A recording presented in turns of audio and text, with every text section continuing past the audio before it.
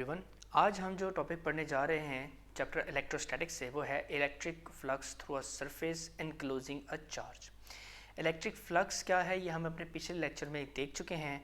उसके इक्वेशन को भी हमने डिस्कस कर लिया है कि वो होती है जो phi is equal to electric field dot product of electric field and area vector और area element for the flat surface.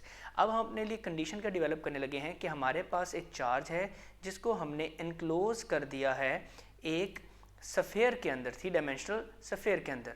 तो हम चाहते क्या है, हम इसका इलेक्ट्रिक फ्लक्स देखना चाहते हैं थ्रू दिस सरफेस। तो सबसे पहले तो हम ये देखते हैं कि हमारे पास जो कंडीशन है फॉर द इलेक्ट्रिक फ्लक्स, जो हमने ये रिलेशन फाइंड आउट की है, ये है फॉर द फ्लैट सरफेस। अब ये जो हमारे पास सफ़ेयर है this is not a flat.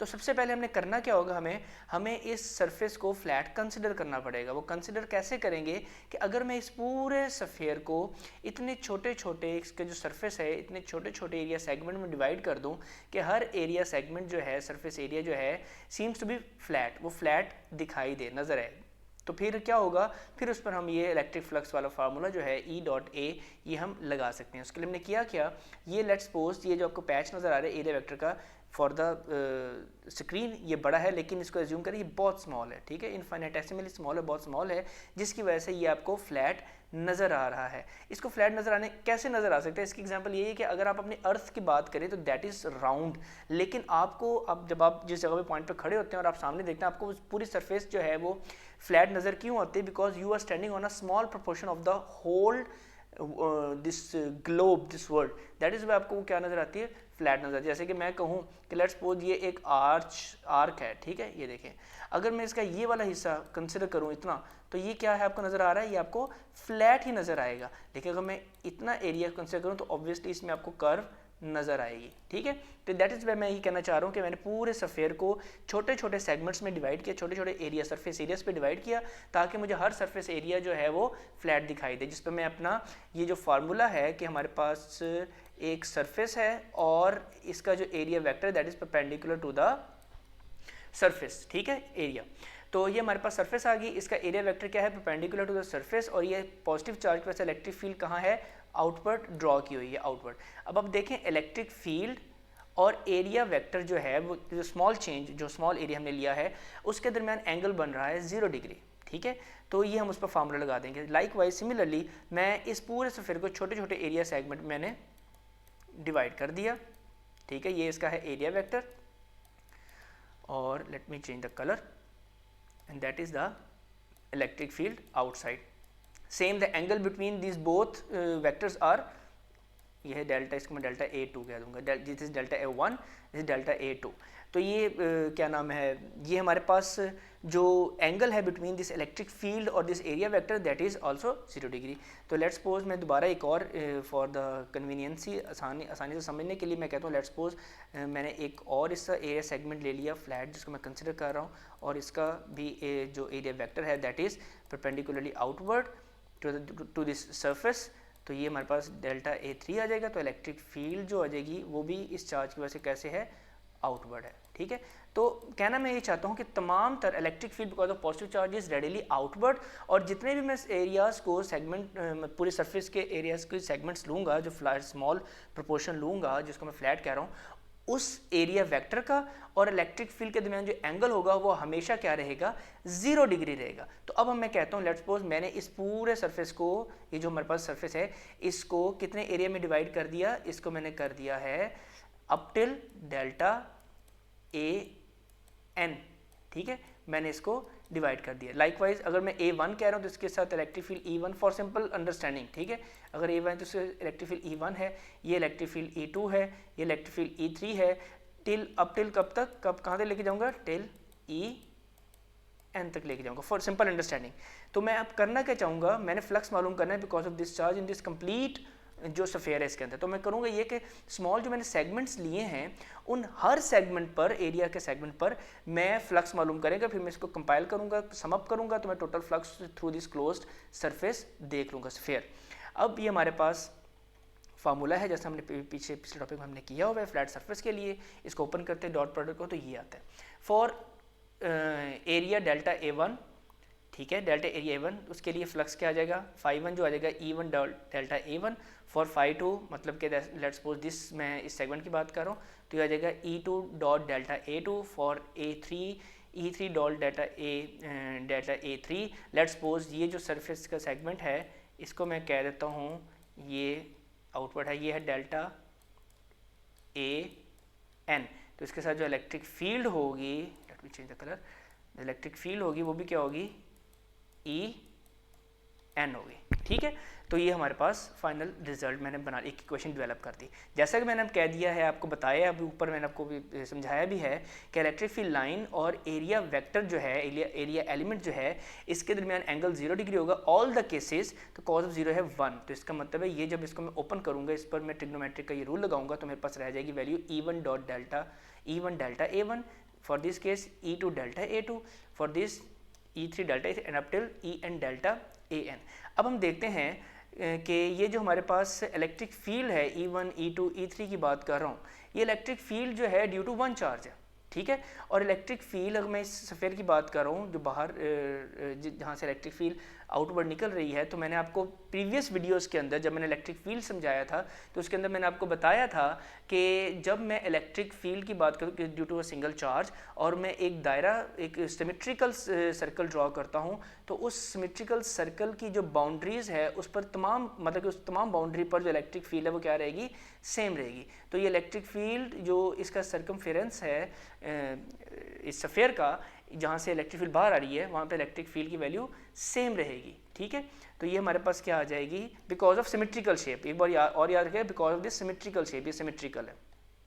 तो मैं कह सकता हूँ E1 E2 E3 EN ये सब क्या है, इलेक्ट्रिक फील्ड की वैल्यू सेम है। ठीक है, अच्छा याद रहिए कि अगर मैं ये हमारे पास सफ़ेयर का मैं आउटर सरफेस पे ले आऊँगा, मैं इसके अंदर जाऊँगा यहाँ पर, तो यहाँ पर इलेक्ट्रिक फील्ड की वैल्यू इस सरफेस से डिफरेंट होगी, बिकॉज हम चार्ज के करीब जाएंगे तो इलेक्ट्रिक फील्ड स्ट्रेंथ क्या हो जाएगी, स्ट्रॉन्ग हो जाएगी।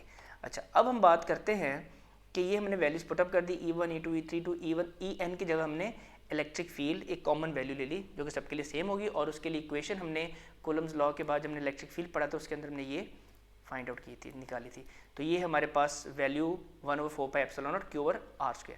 तो इस इक्वेशन के अंदर, ये जो आपके पास इक्वेशन नंबर मैं इसको 1 कहता हूँ, इस इक्वेशन के अंदर E1 E2 की values along with this result, ये मैंने वैल्यू पुटअप की, कॉमन लिया, तो मेरे पास नज़र आया मुझे कि E कॉमन आ गया, और क्योंकि E1 की जगह भी E है, E2 की जगह भी E है, E3 की जगह भी E है और EN की जगह भी E है, तो E कॉमन आ गया, तो अंदर रह गया है delta A1 plus delta A2 plus मतलब sum of all the area segments, जिसको मैंने सेगमेंटाइज किया है। मतलब कि मैंने पूरे सरफेस को, जो हमारे पास सफ़ेयर था, इस पूरे सफ़ेयर को जब मैंने छोटे छोटे एरिया एलिमेंट्स में, एरिया सेगमेंट्स में डिवाइड किया, उनको मैं जब दोबारा सम अप करूँगा तो मेरे पास total area of this surface of the sphere आ जाएगा। ये मेरे पास आ जाएगा टोटल सफेरिकल सरफेस का जो एरिया, और वो होता है 4πr² as the mathematical rule.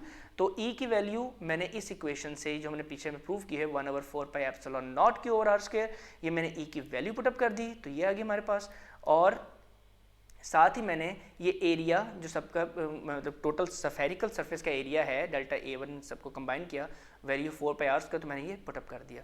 तो हम देख सकते हैं कि डेल्टा ये हमारे पास जो r² है, ये इस r² से कट जाएगा, 4π जो है इस 4π से कैंसिल हो जाएगा, तो हमारे पास फाइनल रिजल्ट आ जाएगा Q/ε0। Q is the charge enclosing this surface and ε0 is the medium, किस किस्म के मीडियम के अंदर आपने इस चार्ज को रखा है। इसका मतलब है इस इक्वेशन के अंदर आपको दो चीज़ें हासिल हो रही हैं फ्लक्स मालूम करने के लिए, या तो चार्ज की नेचर, ठीक है, मतलब कि मैग्नीट्यूड उसका कितना है, ठीक है, हैवी है, मतलब कि लाइटर है, ज़्यादा कूलम का है, पॉजिटिव है, नेगेटिव है, वगैरह वगैरह, और दूसरी बात मीडियम, किस मीडियम में आपने उसने रखा हुआ है, ठीक है, either it is insulator, it is conductor, it is semi conductor, something like that. ठीक है, तो ये दो चीज़ों पर डिपेंड करता है, ना कि इस जो भी मीडियम के अंदर इनक्लोज किया उसकी सिमेट्री पर, ना कि उसके, सॉरी सिमेट्री कह रहा हूँ, इसकी ज्योमेट्री पर, शेप पर, इस पर डिपेंड नहीं कर रहा।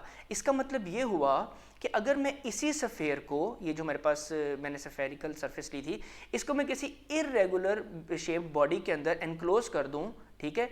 तो जो फ्लक्स इस सफ़ेयर का होगा, इस सफ़ेयर से बाहर जो आ रही इलेक्ट्रिक फील्ड लाइन, वही फ्लक्स जो होगा वो उस इरेगुलर शेप बॉडी का भी होगा। कैसे होगा मैं आपको दिखाता हूँ। ये हमने फाइनल रिजल्ट प्रूफ कर दिया, वो है phi E is equal to phi E is equal to Q over epsilon naught. ये चीज़ बन गई, ठीक है। अब हम बात करते हैं, जो मैंने अभी आपको बात की है, ये हमारे पास एक जो है वो रिजिड बॉडी है। रिजिड का मतलब इरेगुलर शेप बॉडी है, जिसके अंदर मैंने उसी सफ़ेयर को एनक्लोज कर दिया। तो जितनी फील्ड लाइंस इस सफ़ेयर से बाहर आ रही हैं, उतनी ही फील्ड लाइंस इस क्लोज सफ़ेयर, ये जो रिजिड बॉडी है, क्लोज रिजिड बॉडी है, सरफेस है, जिसको मैं एस का नाम देता हूँ, ठीक है। इसको मैं कह रहा हूँ एस का नाम दे रहा हूँ, ठीक है। इससे ये बाहर आ रही है। तो इसका मतलब है, जैसे हमने पिछले इक्वेशन, एज पर इक्वेशन था कि phi E is equal to Q over epsilon naught, के जो फाई ई है मतलब कि इलेक्ट्रिक फ्लक्स है वो चार्ज पर डिपेंड कर रहा है। Either it is 1 charge, 2 charge, 3 charge, 4 charge, 1 coulomb, 2 coulomb, 3 coulomb, और मीडियम पर डिपेंड कर रहा है, the nature of medium, not the shape of the medium, ठीक है, geometry of the medium. That was the electric flux. और इसी से हम आगे एक छोटा सा टॉपिक है उसको पढ़ लेते हैं, जो है गॉस लॉ। गॉसेस लॉ इसको हम कहते हैं। तो अगर मैंने, अभी हम बात कर रहे थे सिंगल चार्ज की, अगर मैं इसी क्लोज सरफेस के अंदर रेगुलर ले लें या रेगुलर ले लें, इसी क्लोज सरफेस के अंदर मैं नंबर ऑफ चार्जेस को एनक्लोज कर दूं, मतलब ये जो हमारे पास चार्ज Q1 है, ठीक है, ये Q2 है, ये Q3 है, ये 4, 5, 6 अप टू Qn तक मैंने चार्ज को इस क्लोज सरफेस में एनक्लोज कर दिया। तो अब मैं करूँगा क्या, मैं टोटल इस क्लोज सरफेस के अंदर फ्लक्स को मालूम करने के लिए मैं इंडिविजुअली एक एक करके इन तमाम चार्जेस का फ्लक्स मालूम कर लूँगा। मतलब मैं इस पर फ्लक्स मालूम करूँगा जो कि φ1 होगा, इस पर फ्लक्स मालूम करूँगा जो कि φ2 होगा, और सिमिलरली मैं जो आगे इसको कंटिन्यू करूँगा और कहाँ तक लेके जाऊँगा, इसको मैं n तक लेकर जाऊँगा, मतलब कि nth चार्ज तक मैं इसका फ्लक्स को मालूम करूँगा। अब ये equation total flux, for the total flux हमारे पास क्या आ गई, φ1, φ2, φ3 up to sum of this all this fluxes. तो ये φn तक चला गया। तो अकॉर्डिंग टू द रिलेशन, जो हमारे पास रिलेशन थी, φ is equal to Q over epsilon naught, φ1 हो जाएगा Q1 over epsilon naught, Q2 over epsilon naught for φ2, Q3 over epsilon naught for φ3, and for φn Qn over epsilon naught. देखिए ये हमारे पास जो जो एप्सिलॉन नॉट है ये सेम है, क्योंकि हम एक ही मीडियम के अंदर हमने उसको इनक्लोज किया, इसलिए आपने इसको ऐसे नहीं करना कि एप्सिलॉन 1 एप्सिलॉन 2 के नाम से इसको लिख लेना, ऐसे नहीं करना। तो अब क्या हुआ, इसमें कॉमन टर्म क्या आ गई, मीडियम आ गया कॉमन, 1 ओवर एप्सिलॉन नॉट। तो मैंने 1 ओवर एप्सिलॉन नॉट को कॉमन लिया, तो हमारे पास अंदर जो बाकी के पैरेंथेसिस में आ गया Q1 plus Q2 sum of all the charges, ये हमारे पास sum of all the charges आ गए, total charge enclose in this closed surface, ठीक है। तो इसको मैंने कैपिटल Q से शो कर दिया। तो हमारे पास जो फाइनल रिजल्ट बन गया वो हो गया कि phi E is equal to 1 over epsilon naught multiply by Q total charge. अब इस फार्मूले से भी हमें यही पता लग रहा है कि गॉसेस लॉ जो कह रहा है कि total charge enclosed depend on only medium and the magnitude of the charge, not on the geometrical shape of the surface or the medium which is in which you are going to enclose the charge. तो मतलब कि the flux through any closed surface is 1 over epsilon naught times the total charge enclosed in it. ये था हमारा आज का topic. हम इंशाल्लाह अपने अगले लेक्चर्स के अंदर पढ़ेंगे एप्लीकेशंस ऑफ गॉसेस लॉ। तब तक के लिए अपना ख्याल रखिएगा। अल्लाह हाफिज़।